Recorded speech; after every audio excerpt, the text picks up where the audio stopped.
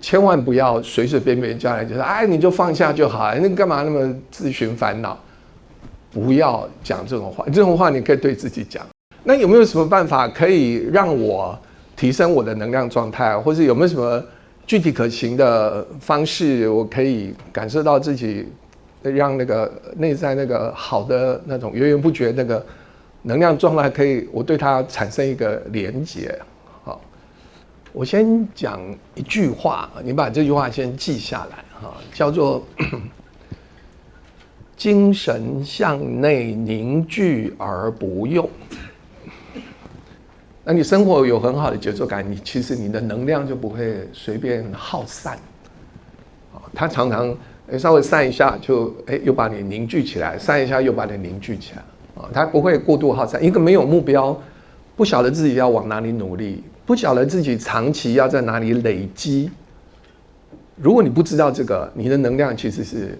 哪怕再好的能量，你每天都散掉，都浪费掉，你就是一个浪费能量的人。如果浪费时间的人已经很可恶了，就是浪费能量的人一样是很可恶啊！就不要作为一个浪费能量的人。如果我上一堂课讲的你都能够接受，就是能量这个东西，其实它会带来我们的状态的改变，然后我们状态的改变其实是跟修行结合在一起的。如果你这个都能接受，那我们下面就再进一步讲，就是说能量，就是最重要，对你来说最重要的能量，其实不是外面的能量。就是说我的意思是，我看过很多朋友，他的桌上放各种水晶石啊，各种颜色，他会跟你讲，这种颜色是这种能量，那种颜色是这种能量。然后会放那个金字塔的模型，说哎，这个可以聚集能量。然后墙壁上会挂那个曼陀罗的那个图，好，还有很多唐卡，然后身上的衣服它有配合某种能量的颜色啊。我的意思是说，这些都是外在的能量。我不是说外在能量不存在，或者外在能量不好。当然，外在能量也很重要。比如说风水，它可能就是代表一种外在的能量。但你也一定听过，比如说从前那个我们承天禅寺那个广清老和尚，人家就问老和尚一个问题，问他说，那个作为一个修行人，要选一个修行的地方，那个风水重不重要？然后广清老和尚就回答他说，风水是重要的，但是一个真正的修行人是可以改变风水的，就是哪怕这个地方风水不好，但是因为你是一个真正的修行人，其实这个地方的风水会被你慢慢转化，它也会转化成一个由不好可能会调整回来，变成也没什么不好，或者甚至变成一个不错的风水。所以我的意思说，当你这样子回答的时候，代表什么意思？代表说，外在能量固然有，可是你不要把太多的精力花在去追求外在的能量上，因为我们有内在的我们有内在的能量，而且我们内在的能量源源不绝，所以你应该把注意力放回到你自己内心里面，回到你那个内在能量那个地方去，因为它本身就会制造能量。所以你干嘛去追求外在能量？你作为一个能量的制造者，不是很好吗？你干嘛非得要花很多钱去追求外在能量？你有内在的能量。当你感受到自己内在能量的时候，那个你的内在能量，用老子《道德经》里面的一句话叫做“守中”。守就是看守，把它守住；中就中间的中。就我们那个能量诞生的那个地方就是中，就以道家来讲，我们能量诞生那个地方就是中。如果你能够感受你内在有一个中，其实你就是可以运用自己的能量。那你善于运用自己的能量，其实对你的改变、对你的修行，甚至对你的养生、对你的健康，多多少少会有帮助哦。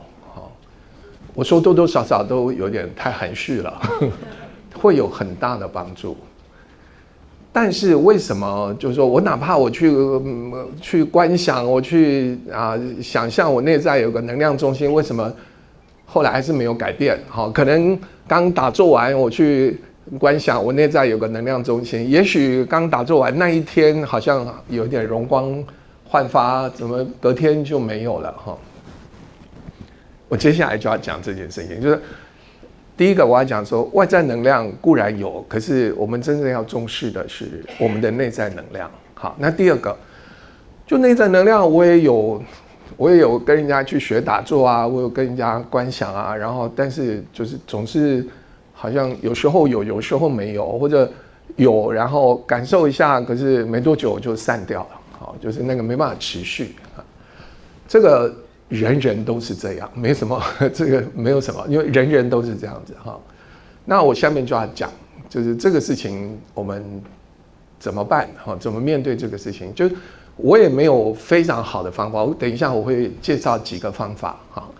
但我也不敢说每一个方法对你都有效，好，那就是我们练练看嘛，看哪一个对你有效，我们就在那个地方多练一会儿哈。好。内在能量啊，就是我先描述一下为什么它对你有时候有效，有时候没效，或者是有效的时间很短，就是因为这个能量固然有一个中心啊，可是这个能量要产生影响，以至于对你的身心灵产生影响，它必须把这个能量散布到你身体的整体。它散布到你身体整体的时候，它就会对你产生具体的影响哈。可是我们身体很多地方都被堵住，就是你无论用那个穴位的角度，用道家讲这个窍的角度去说，就有一些地方它就是气过不去，或者那个气其实就是能量，但那气过不去，它那个地方有堵住啊。然后身体有非常非常多的节点啊，每个人身体都有非常多的节点，很少人是全部通的。如果有一个人身上所有节点全部通了，这个你可以说就是成道的人哈，他就是成道的人，他就是对于自己内在能量是可以完整感受到、可以完整使用的一个人。这种人他会没有缺，就是佛教里面讲自足圆满，就是这种。就你知道那个自足圆满没有缺，也不需要向外求，它指的就是那个能量核心。就我们内在那个能量核心，它是不缺的。它甚至源源不绝，因为源源不绝，所以它圆满无缺。好，那内在那个能量圆满无缺，如果它能够你身上没有任何阻碍，它也能够散布到你的身心灵每一个方面，就是你整个人都圆满无缺。所以你感受到你内在有一个圆满无缺的中心，这只是修行的第一步，不是修行的结束。修行这个过程就是你不断的打通身上的那个阻碍。说不定你要花一辈子或者几辈子的时间，你才能够把那个所有不通的地方把它打通啊。但是，即使你身上有不通的地方，其实并不妨碍你去感受到内在有那个能量核心，那个源源不绝，那个就是可以从老子很多话去描述那个东西啊，就是我刚刚讲，就是手中就是那个中那个东西哈。然后，为什么你看到的世界跟我看到的世界不一样？为什么这个反应对你来说你会觉得很生气？那个反应对我来说，我会觉得还好。为什么我最近一个说法就是，为什么他的车子被刮到，他就很生气？我的车这么好，你怎么可以刮我的车子？另外一个人车子被刮到，他就说太好了，我可以换一辆新车。为什么他们会有对同样发生在他们身上的事情，他会有两个完全不同的感受？或者两个完全不同的那个表现的方式，其实就是我们身上堵的地方不一样。就我们身上，它可能有太多种组合哈，就是你这个地方堵，那个地方通，那个地方堵，这个地方通，就我们身上很多地方可以堵，很多地方可以通，然后说不定它还会移动哈。某些地方最近堵，过几个月又通，然后后来又堵，而且可能它会有一些变化，时堵时通，所以。我们那个这种堵的状态不一样，你面对世界，你的态度就不一样，或者你被气所堵的方式，你的反应也会不一样。可以吗？你这可以接受这个？我用能量的状态来表达为什么我们看到的世界以及我们对世界反应的方式不一样。那修行到最后要修的，其实是把我们内在那个能量，其实是散发出去，然后让那个堵的地方一个一个被打通。那这个如何去打通它？一般就是2个方法，一个是内在的打通，你可以透过静坐，你可以透过其他的各种修行的方式，你从内在的能量，透过那个你内在那个发出来那个能量去把它打通，由内而外去把它打通，这是一个方式。另外一个方式就是由外而内去把它打通。由外而内去打通，通常用什么方式呢？我常常就会建议大家就是用发小愿的方式，发愿。好，这个发愿我等一下会再花点时间跟大家讲一下。但是我们很多学过易经的，这前8堂课一定要被我整过一次，就是我要叫你们每一个礼拜都发1个愿，每一个礼拜都发1个愿，那就是在做调整。如果你是一个没有对自己没有什么自律，早上爱几点起床就几点起床，晚上爱几点睡觉就几点睡觉，你缺乏自律，没有耐心，然后也没有恒心，那有时候我就会建议大家，你可以发1个愿，这个愿一定要具体可行，然后不要太久，你就发1个礼拜或2个礼拜就好，然后你一定要做到，不发则已，一发一定要做到。然后你就发，比如说，我每天中餐那一顿饭，我每一口，我不要看手机，我不要看报纸，我就是专心吃饭，也不要跟人家聊天，我就专心吃饭。然后每一口饭我要咬60下才吞下去，一定要一下一下慢慢数到60下，再慢慢吞下去。你不要急，你嘴巴会酸，慢慢咬60下，再慢慢吞下去，再吃下一口饭。不会花你太多时间，可能只比你平常吃饭的时间再多个5分钟，最多再多10分钟。可是那个你就在那个慢慢耐下心来，一个一个数那个咀嚼的次数，你每天都愿意做这件事情做一次，大概10天之后，你就发觉有一些变化。可能有些事情你会生气，你就觉得大而化之，这个事情再也没办法控制你，那个情绪没办法控制你，或者你有时候你就是没有耐心，但是你做过这样的练习，你就觉得你会想要挑战那个事情，你会让自己再拉长一点耐心去把这个事情完成了，不要那么快下结论。这个叫做什么？这个叫做跟你的习性用相反的方向，跟你的习性用相反的方向，让那个习性，让原来那个习惯，让原来那个习以为常无法改变那个事情得到改变。但那个事情得到改变以后，你身上某一些不通的地方，其实就可以被由外而内的打通。所以我就说，就是这2个方法，一个就是由内而外，从你内在能量去打通；另外一个就是由外而内，透过你某一些自律，透过你某一些跟你的习惯相反的方式，从外而内去把它打通。就用这2个方法，你就可以慢慢把自己这个身上不通的地方，你可以把它打通。好，这个就是我就从最概括的，就是我们一辈子修行到底要做什么，从最概括的方式，就从这个角度来理解。那当然你落实到你生命具体情境，它当然五花八门，各种情境会在一个一个被打通的过程当中，还是会出现各式各样的事情。那个就是每一个人都是独一无二的，那个就暂且不说。那基本上就是我们一辈子修行，从能量或者从气的角度来说，就是在打通身体的一些状况。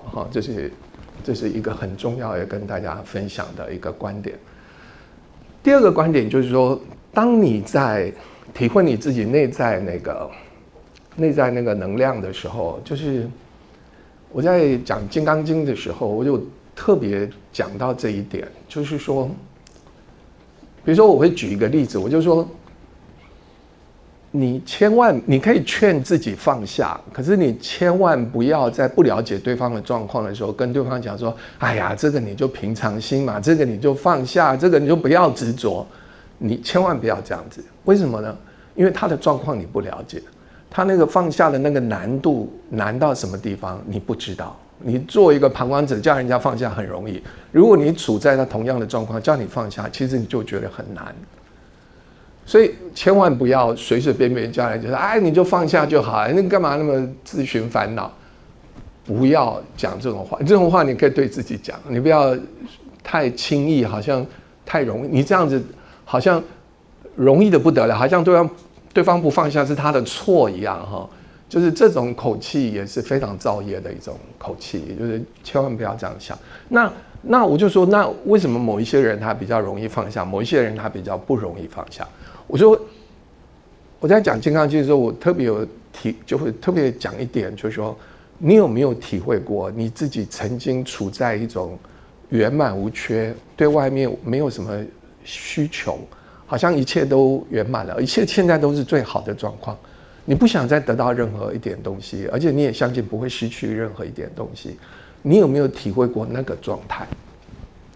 你可能说那个老师讲这太高深了吧，我哪有体会过这个？有啦，一定有过。可能在你童年的时候你体会过。比如说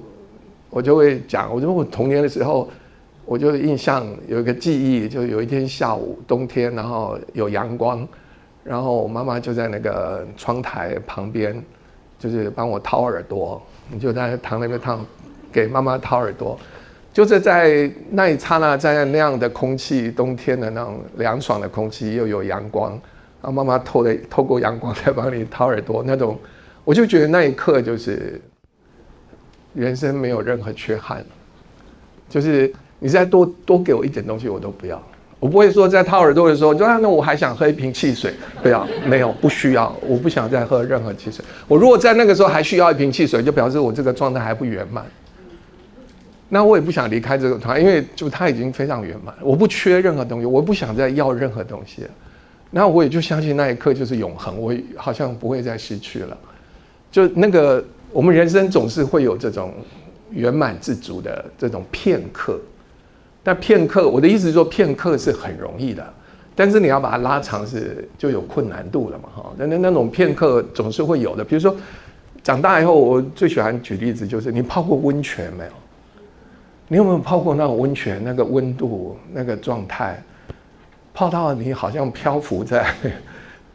太空当中，你不想再有任何改变。你不会说泡到一半就说：“哎，来帮我按摩一下。”不会。当你泡到非常舒服的时候，你根本不想动，你不要来打扰我，我也不想，就是我不想再多任何一份东西。而且我在当下那个舒服，我也觉得不会再减任何一份东西，就不增不减那个状态，就是圆满自足。我的意思是说，当你感到一种圆满自足，你不需要再多任何东西了，现在就是最好的一切了。这个感受其实隐隐约约你就碰到你那个内在能量核心了，可以吗？你就隐隐约约碰到你那个内在能量核心了，就是那个源源不绝的那个东西，因为那个源源不绝的东西就是圆满无缺。但只要你有这个感受，你就相信你内在那个东西是存在的。一个人修行的第一步，就是要先感受到这个内在这个东西。你不一定要知道怎么去用它，但是你对它起码有个感受。当你对它有感受的时候，所以有时候要叫你放下，有时候要叫你自己劝自己，哎，这个东西可以放下，这个东西不要太在意，你比较容易做到。但是你如果从来没有感受到那个圆满无缺的东西，也不知道它的价值，也不知道它是你内在的至宝啊，也不知道它就是你内在的宝，要叫你放下，要叫你这个平常心，你其实很难做到。我的意思，你如果没有感受到那个圆满而没有缺憾的那个状态，你就会很在意有缺憾，所以你就觉得眼前这个放下就是一个缺憾。但你如果自己有感受过那种很圆满的状态，眼前这个东西你就比较容易放下。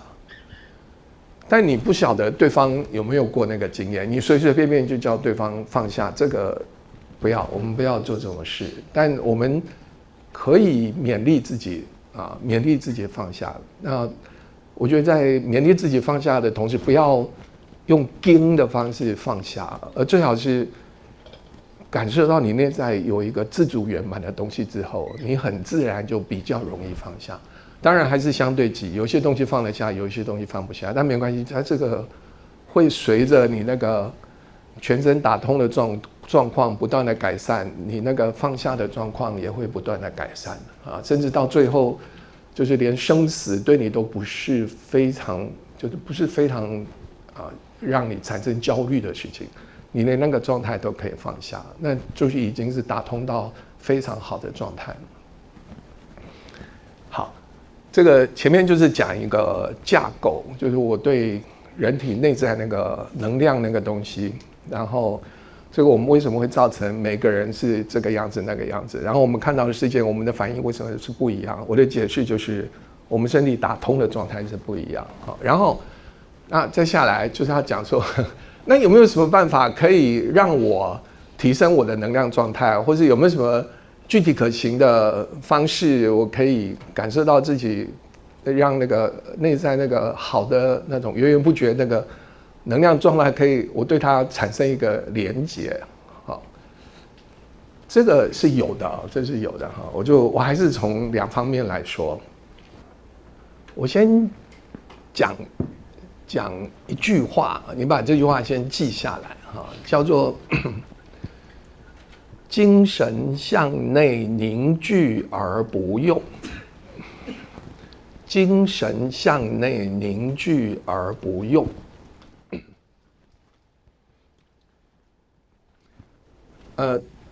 精神向内凝聚，那某种程度相当于就是专心，好，不要分心，专心。可是你不要用就是耗散你的精力，耗散你的精气神，或耗散你的能量。比如说你在加班，然后对这个工作很专注，它的确是精神向内凝聚，但是你用一种耗散的方式在使用，这个就对你的能量没有帮助。可是你如果找到一种方式，是精神向内凝聚而不用，这样它其实是养那个能量，那个能量会被养起来，那个能量好像那个，你有没有看过人家做元宵？就原来小小一个，然后就一直那个慢慢滚，它就越来越大，越来越大，有没有？就那个就是在养你内在那个能量的过程，就是你精神向内凝聚，最重要的是不要用它，凝聚而不用这件事情。任何方法，走路可以，你要打坐当然更好，你甚至。传统那个佛教，尤其是禅宗那个修行，说在厨房里啊，这个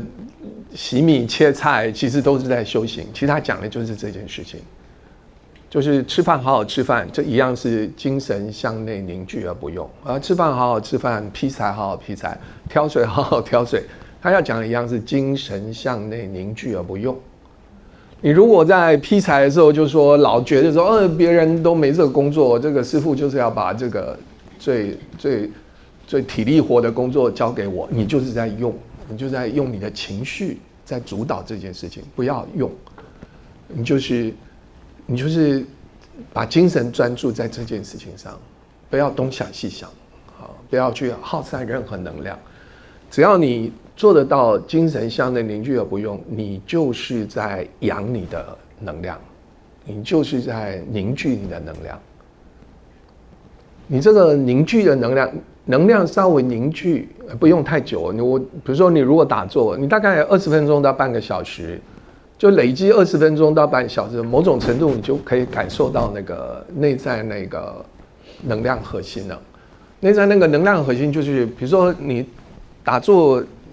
进去那个状况，20分钟到半小时，其实你就不想动了，你也不想听到什么，你也好像某种一些刚开始还有一些乱七八糟的想法，到后来就是想法越来越少了，那就是进入到精神凝聚而不用的状态。那你那个到精神凝聚力不用那个状态，其实某种程度你就觉得那个就是一个自主圆满的状态。所以这个我就说，从精神凝聚而不用这一个路，你进去，你可以感受到你内在那个自主圆满的那个能量中心的那个状态，可以吗？然后再讲一个极为重要，但是就你们也不要随便跟人家乱讲哈，就是因为我们今天我今天就讲了啊，你们出去不要随便跟人家乱讲。我现在讲的是要讲给你有打坐经验的人听。你如果没有打坐经验的，我跟你讲，你可能也不晓得我在讲什么。你如果有打坐经验的人，我今天跟大家讲一件很重要的事情，很重要的事情。不要观想你的气的流动状态，不要去引导，因为我们任何人教你打坐都会教你导气。就你要打坐的时候，你观想气什么任督二脉，这里走那里走，走到这里走到那里，不要用那个观想的方式。当然有人，不过你初学，你也许觉得这个对你有帮助。当然，我绝对承认你初学这个会对你有帮助。但我今天要讲这个是，如果你进入打坐已经进入到一个程度了。那你过去也都是使用观想的方式，甚至有一些观想方式，我就先观想头，然后观想脖子，然后放松然后我的肩膀也放松，然后我2只手放松，就好像切片一样，一个部分一个部分一直往下放松，然后到全身放松然后最后观想你整个人就是一个肉球，没有分别，不是头归头，身体归身体，四肢归四肢，没有，好像没有分别，就是一团东西，你就感受那一团东西。好，我说这种观想可以，它刚开始可以让你稳定下来，让你专注，也的确可以让你这个相对凝聚而不用可以。但是我的意思是，当你学了2-3年之后，这个东西它就会变成限制你的东西。任何东西都是这样子，它会对你有帮助，可是到了某一个地步，这个帮助它就会变成一个妨碍。这一定是这样子的。我们64卦也是这样，某一卦会给你一个功课，你这个功课做完了以后，这个卦会给你很多奖赏。可是你领了奖赏，领多了以后，其实下一个功课又来了，就是这一卦里面的一些负面的东西开始产生，所以你下一个功课又来，所以你要进入到下一卦，是一样的。所以任何对你好的事情，你就是到某一个地步，这个好你都已经显化出来，我就要用显化这个字。这个好已经在你身上显化出来，不要再执着，因为再执着的话，它就成为你的很难逾越的天花板。所以意思就是说，显化的东西都不要太执着的意思哈。好，所以那要怎么做？你说那我只会好，就是你打坐你如果3年以上的经验的话，那你试试看这个方法，让你的意识似有若无的跟着那个气走，而不要用你的意识去引导那个气。当然你要先感受到气的存在，你要先感受到气的存在。但如果我相信你如果打坐3年，大概你约略可以感受到气的存在。好，到最后你要练的就是要放下你那个想要去引导那个气的念头了。到最后你的天花板就变成你要放下你自己想要去引导、想要去控制、想要去改变事情的那个心，其实就是要把你放下来，你把你自我要放下来。就是你去追随那个气，而不要去引导那个气，不要去幻想那个气是先到这里后到那，不要，就是你去追随那个气。当你吸一口气的时候，你就觉得好像这个地方是热的，那你就跟着那个气走，就那个热下一个反应是走到哪里，你是跟在后面走，你不要去。就是我们内在每一个人内在有内在的规律。当你打坐进入到很好的状态的时候，你过度的引导，其实是在扰乱这个气的走向。你不要过度引导，你反而要顺着那个气走。如果你顺着这个气走，它这个气会自然流到要被打通的地方。你就在旁边看就好，你就感受那个气走到那个地方，那个气在这里去做它该做的事情，然后下一口呼吸，这个气可能又流到哪里，它去做它该做的事情。你在旁边看就好，你是跟着那个气走，不要去引导那个气。同样我再说一次，刚开始用意识引导的方式，的确是每一个学打坐的人都是这样入手的，这很正常，没有错。你说不定一开始用我这个方式，你反而会整个大乱。但是你这样练了2-3年之后，如果你一直停在那个地方，那你可以试着用我这个方式，反而到某一个地步还要再往上再提升，是透过放下，而不是透过努力，是透过放下，透过跟它结合在一起，透过放下，而不是透过努力。过度努力其实是执着，或是贪心，想要更多，因为你在观想的时候，你会自己这样想那样想，哎呀，好像真的有一条，好像真的有一个什么能量从这里流过去，你会，然后后来会自己制造很多东西出来，你变成一个，真的，你那个都是你想出来的，不是真实的东西。我的意思到后来，就我们到某一个地步，还要再往上再得到一个改变。还要往上再走下一步，其实是透过放下，而不是透过抓住，透过努力，透过好像非得要得到一点什么东西。你放下那个想要得到一点什么东西的那个心，你才真正能够得到。我们这样讲又跟那个《金刚经》又跟《金刚经》结合在一起。但当然，《道德经》老子也是这么说，你反而是透过放下。不想得到东西，你才可以得到那个最重要的东西。好，可以吗？好，那这个就是我觉得从内在我们去练这个你内在那个能量，去接近你那个内在的能量中心，就是手中这个东西。然后还是要讲一点外在的东西，因为就是我们不能一天到晚打坐啊，就是打坐。那你会不会问我说，老师，那打坐一天打坐多久比较好？就你如果很容易进入状况，我的意思说，你如果能够在15分钟、20分钟之内就进入状况，你大概打坐一天就是40-50分钟就可以了。但是你如果是要半个小时才能够进入状况，或者要40分钟才能进入状况，可能你打坐时间要久一点，你可能要打坐到1个小时或是70分钟，它对你才会产生真正的帮助。因为我们从那个日常那个兴奋的状态，要进入稳定的状态。你说有人他3次呼吸，他进入很稳定的状态，有吧？也许有，但不要那么好高骛远哈。你如果真的那样子，我也真的是很恭喜你，我就去跟你学打坐了。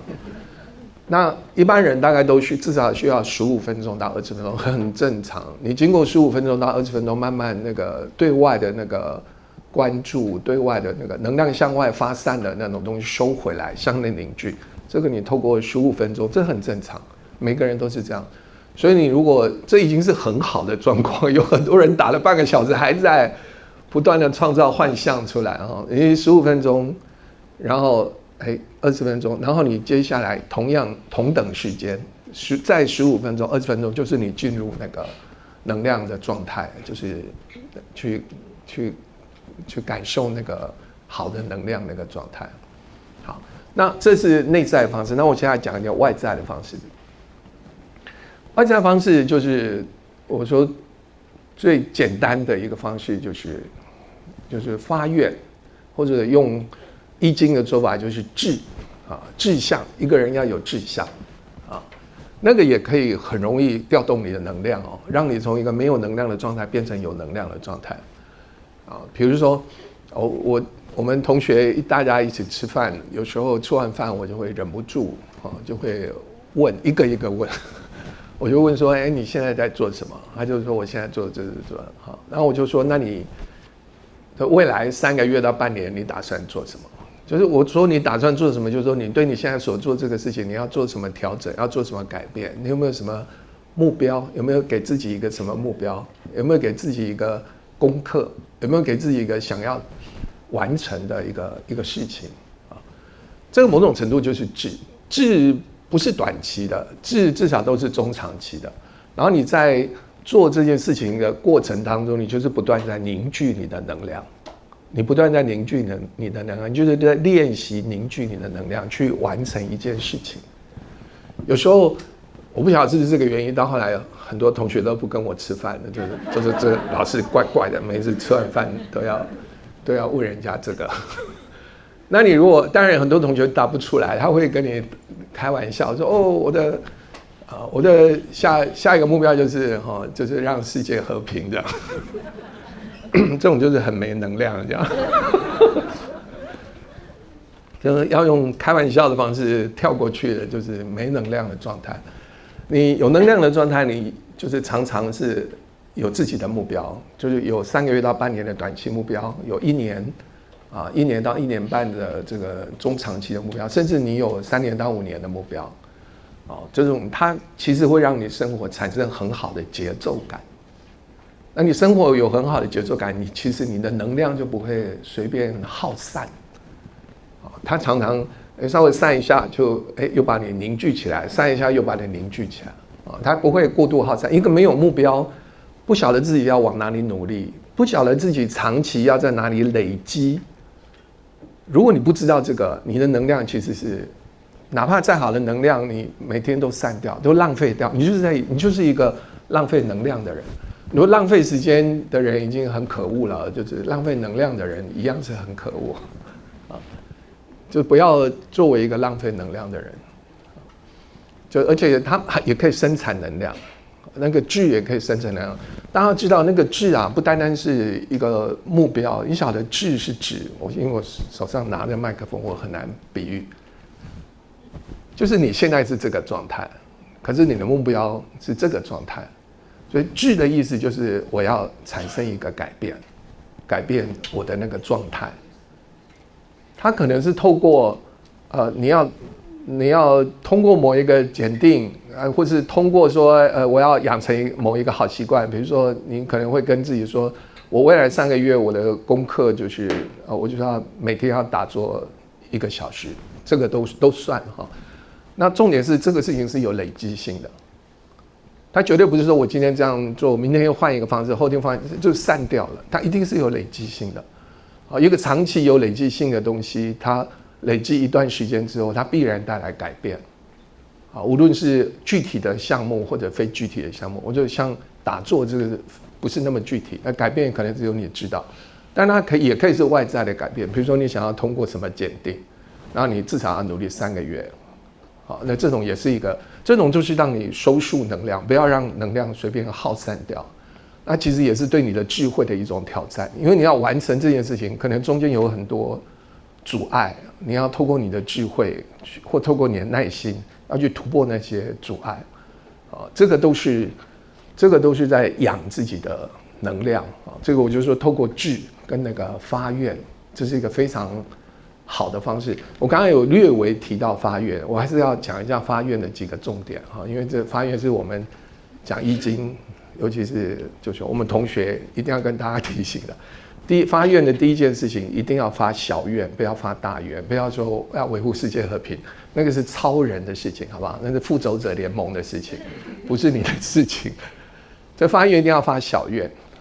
第二个一定是让你确实可行的，而且你有把握90%以上的把握把它做好的，这是一定是第一个条件。第二个就是发了这个愿，你一定要相信它是对你好的。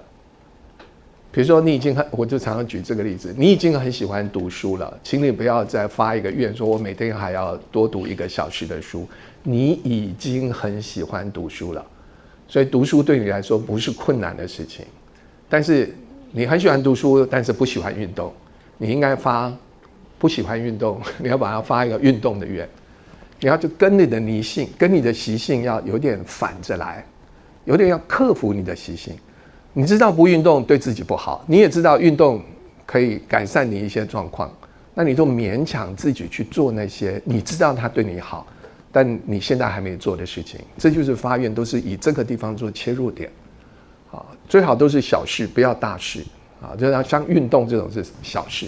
啊。那这种如果你要发运动的这样的愿啊，那你最好不要说我1个礼拜运动1次，真的太没有难度，稍稍有一点难度，但是又可以做得到，90%绝对做得到。那你如果发运动的愿，当然最好就是简单，1个礼拜至少3次运动，每一次至少40分钟。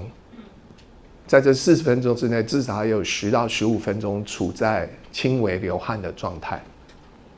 不要暴汗，但起码要处在轻微流汗的状态。你不要40分钟啊，清爽无比哈，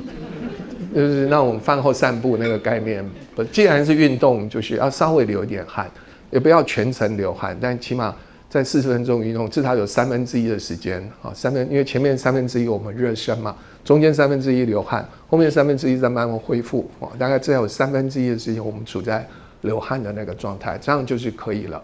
如果你能够持续1个礼拜有3次的运动，我跟你讲，很快1个半月，你身体一定有变化。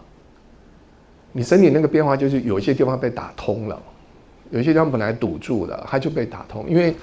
这种外在的阳气的提升，它也会带动我们内在那个能量，也会带动我们内在能量的改变，内在能量的提升。所以有一些堵的地方，它就会自己把它打通。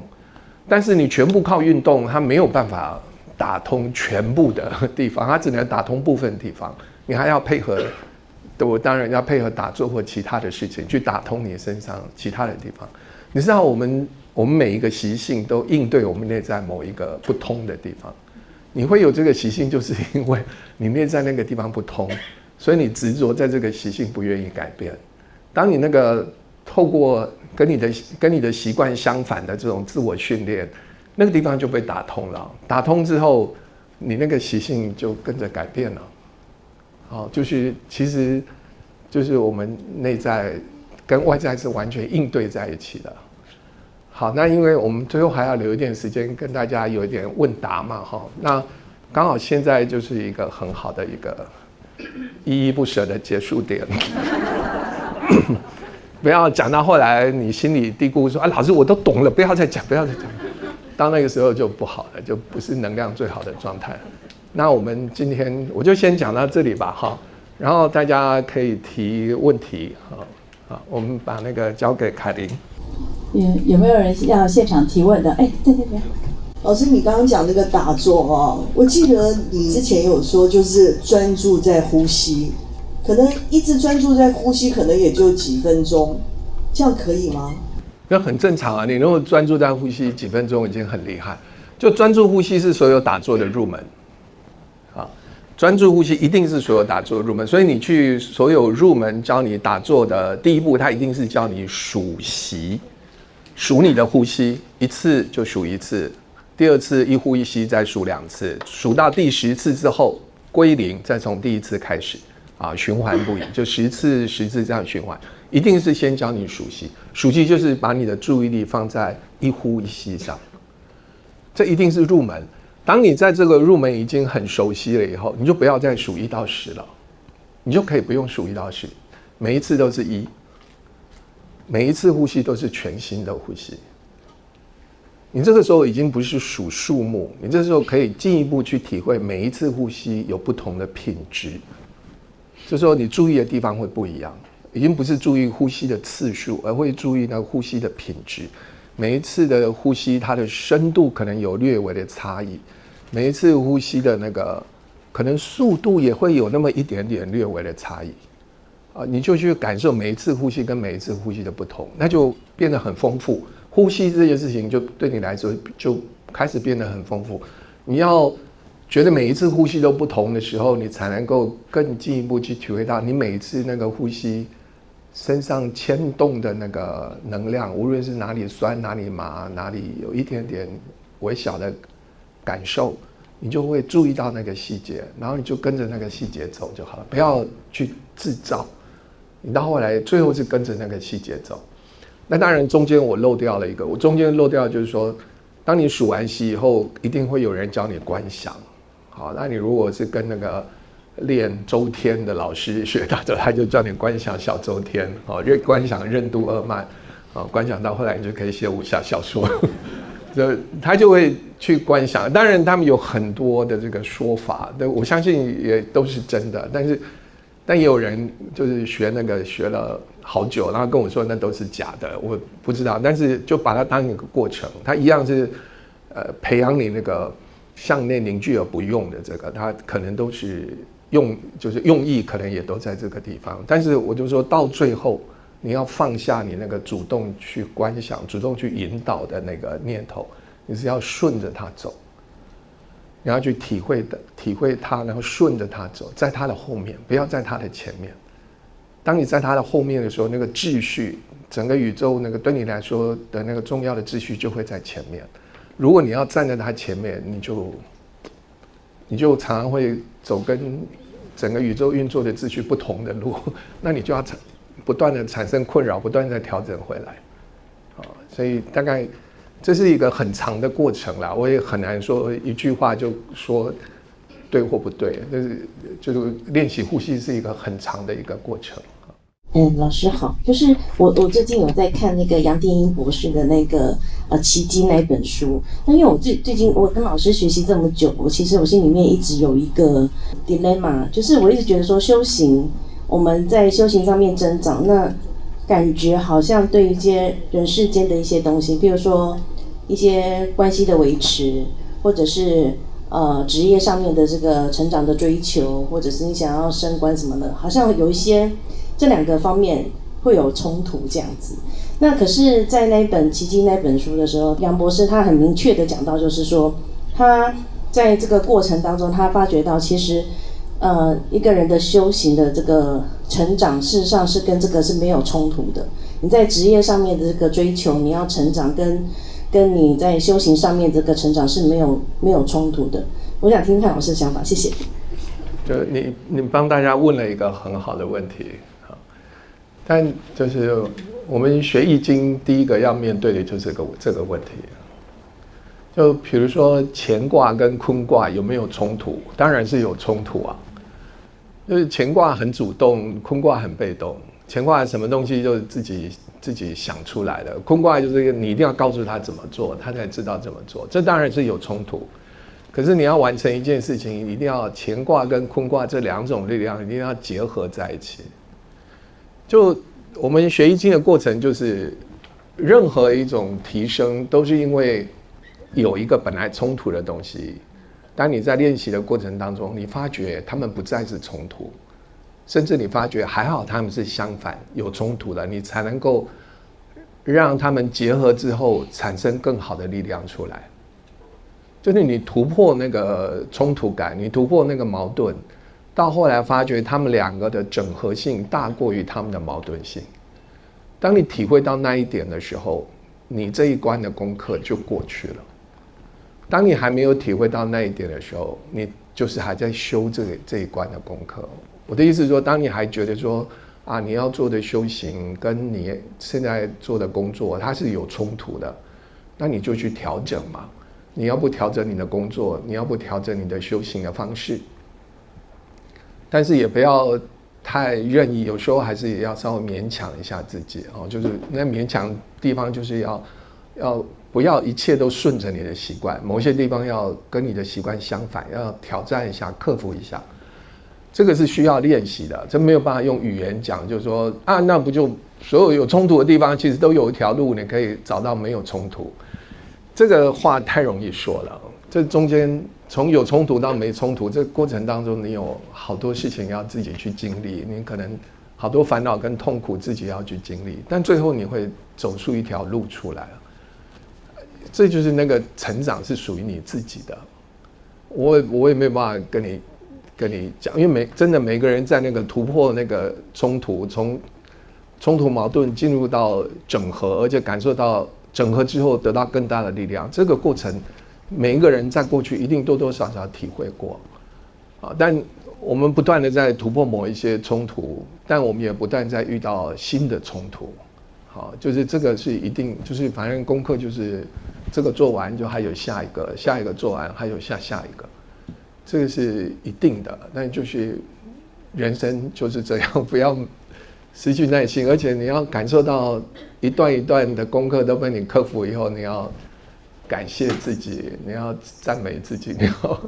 你要觉得自己真的是有在成长，有在进步。那也不要困太久，困太久一定就是有一些方法是不对的。很谢谢老师，就今天的演讲，让我觉得就是身心灵的疗愈，就是要从自己出发，然后要有办法跟这个结合，才有办法去对世界、对自己的生命产生改变。那我希望接下来的发问，我的占星老师不要听到，就是你不要诽谤他。我不会诽谤他，但是他就在教我们古典本命占星的时候，他就自己突然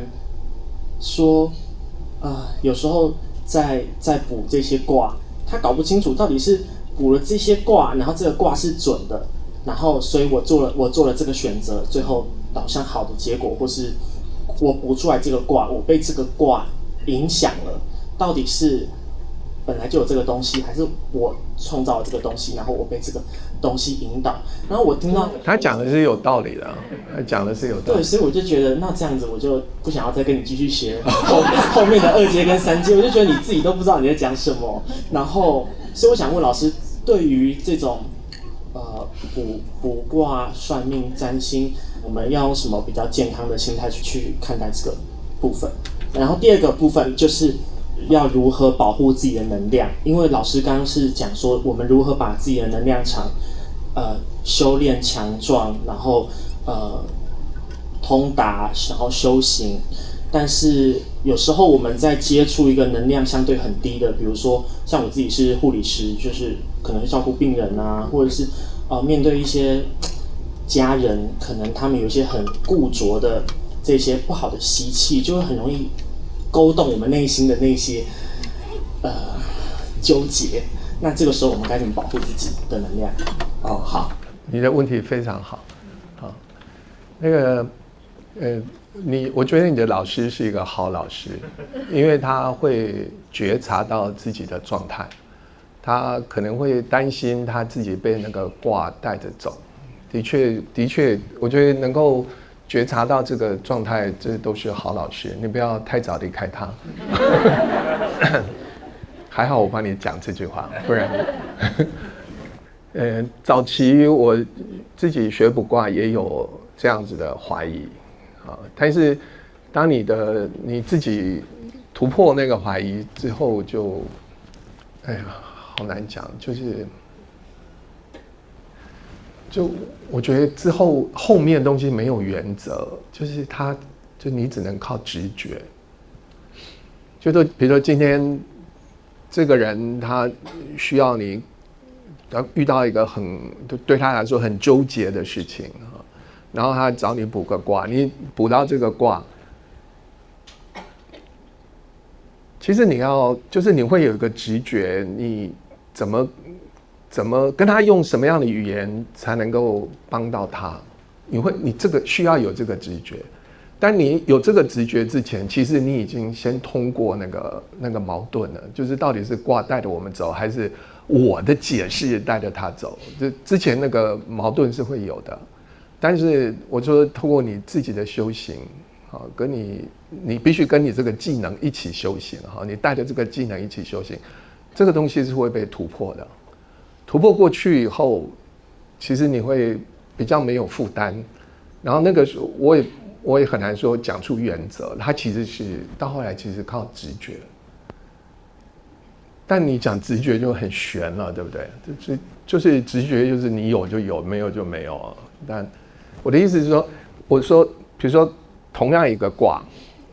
我叫同学来解这个卦，解释这个卦什么意思，跟我来解释这个卦一定不一样。那就是你也可以去练习看看，就是你老师解这个卦对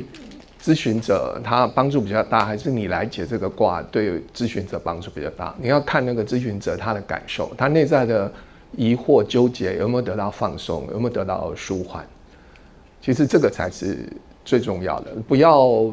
帮他找到一条路，最后的路一定要是对方自己决定。但你可以帮他做一些规划，让他觉得路其实并不难，你可以找到你的路，做一些像我前面举的那个例子，你可以帮他做一些规划，但是还是要他自己去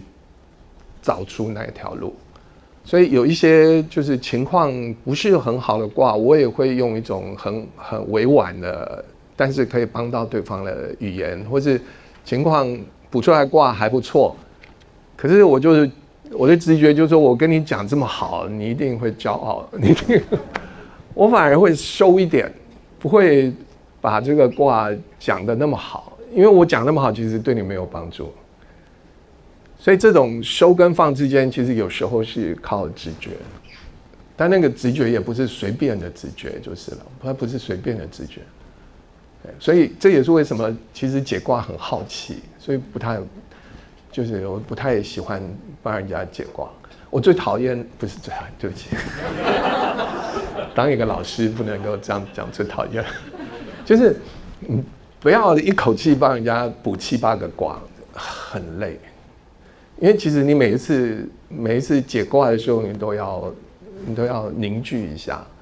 然后你每一次其实有一点耗神，因为你在帮助别人嘛，其实是有点耗神。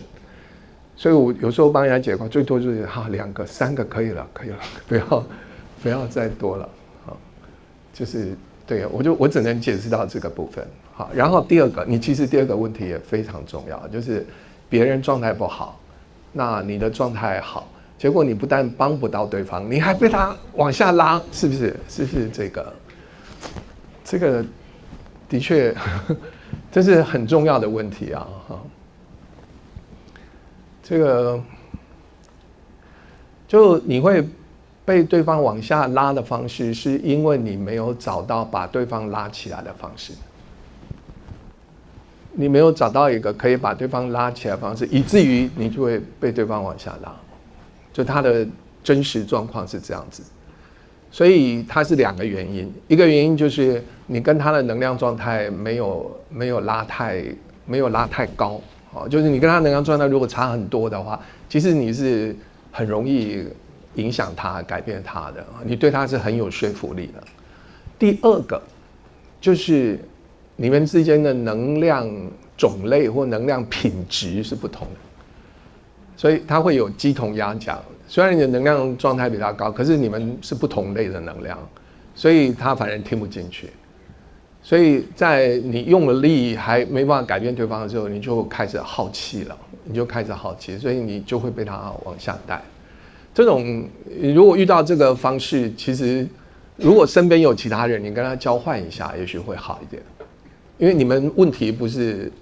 谁高谁低的问题，因为问题是种类不一样。那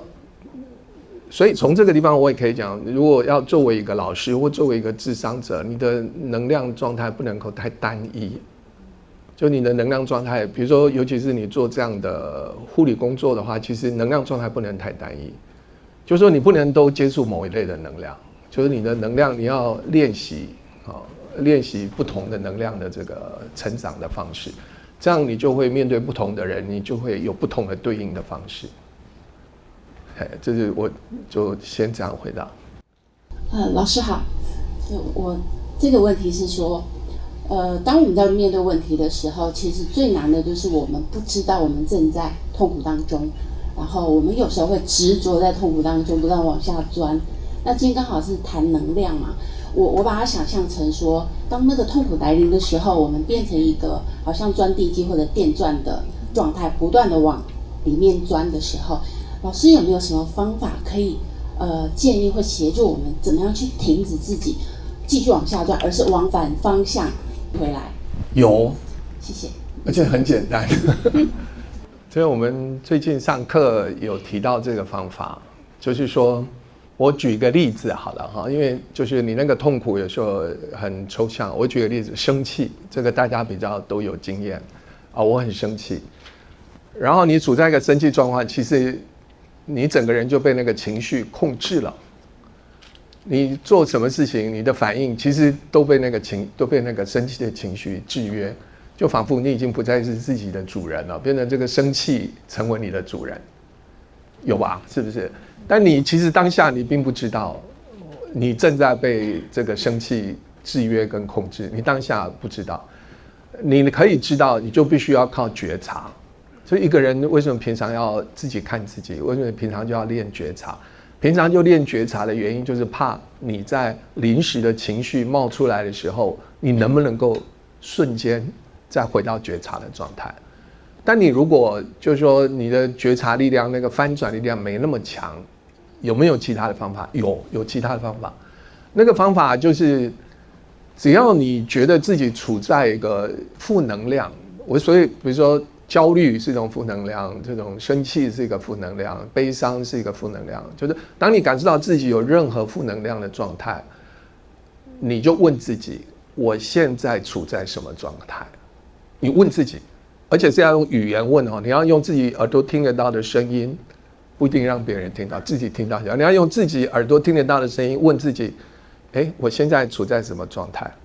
然后你要回答这个问题，你要用语言，不是用想的，你一定要变成语言描述。其实我现在很生气，我现在气到不行，气到手发抖。你讲你自己的状态，然后再描述你生气到什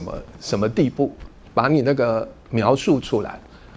然后进一步的问题就是你问自己，那我为什么会这么生气？到底刚才发生什么事情？然后你就再一样用语言描述，刚才就是某某某来，他讲了一句什么什么话，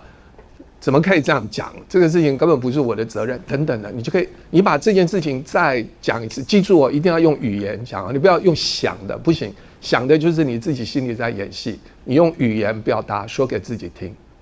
当你这样操作一次，都用语言表达以后，你会发觉一件很奇妙的事情发生，就是那个情绪已经不再是你的主人了。就任何东西，只要你能够指认它、描述它，讲它的来龙去脉，它就不是你的主人了。表示那谁是你的主人？就是这个在讲它、指出它、描述它的这个人才是你的主人。那这个讲他描述他把这个来龙去脉摊出来的这个人，其实就是你的观。就我们《心经》第一个字“观自在”，那个观其实就是那个观。所以进入观的状态，一个最简单的方式就是指认他、描述他，然后把他的来龙去脉讲一次，用语言。记住，一定要用语言，用自己耳朵听得到。你不要用想，因为想你自己还会再改编，还会再创造新的戏码出来哈。你就是用描述的，只要你这样操作一次，其实很简单，1分钟到3分钟的事情，你讲一次，那个东西就控制不了你了，因为你主人这个身份已经回到描述他的那个自己，那个生气的自己就不是真实的自己了，至少他不是你的主人了。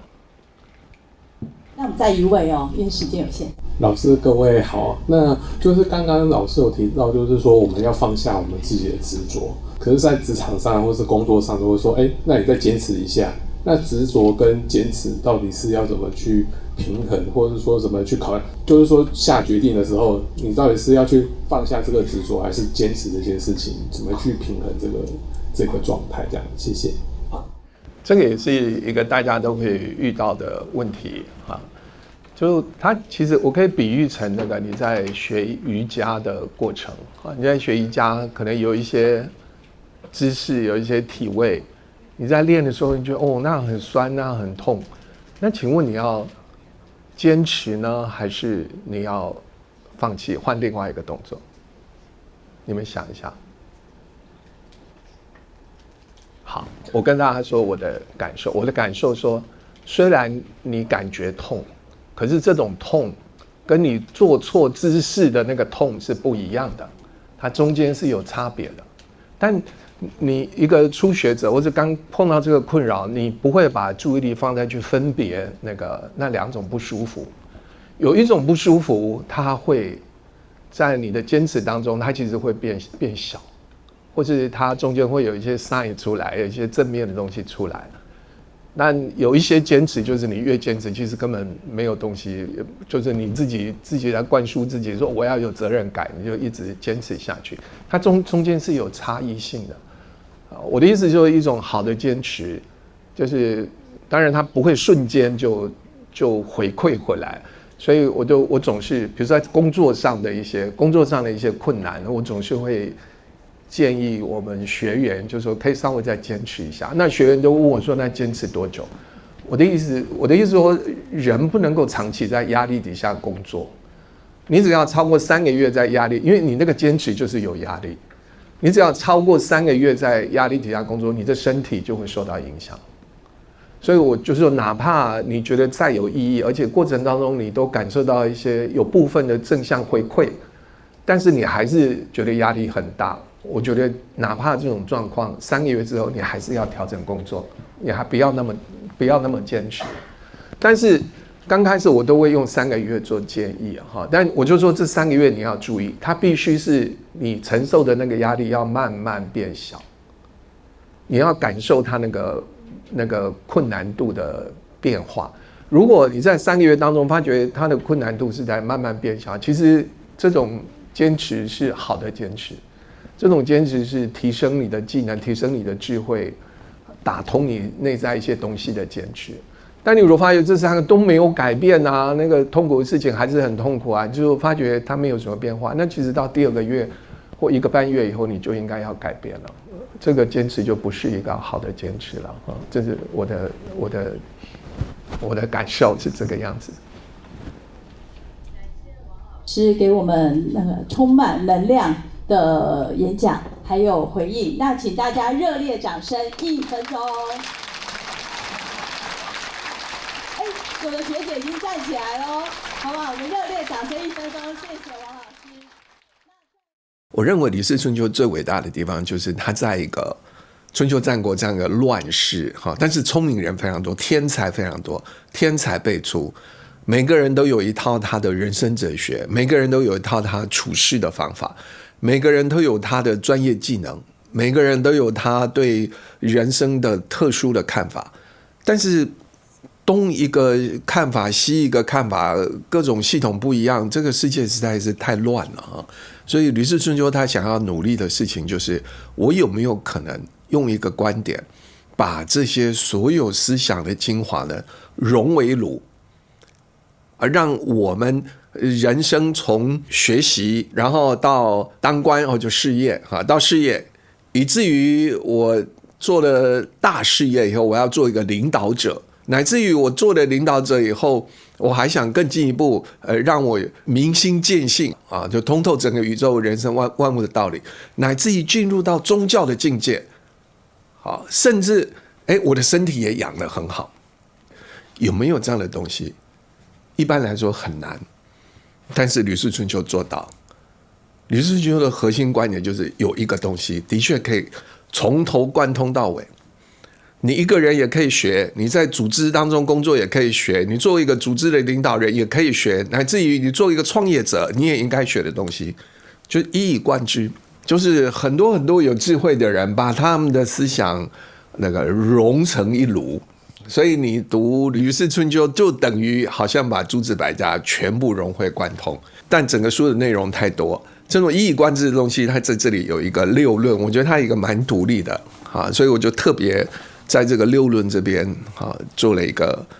重点的整合。那你从这里你也可以理解到整个《吕氏春秋》的精华所在。对，其实我在讲易经的时候，我是有把《吕氏春秋》这个方法把它用到讲易经上面去。对，所以其实大家在读易经的时候，字里行间你是可以常常感受到我使用这个方法。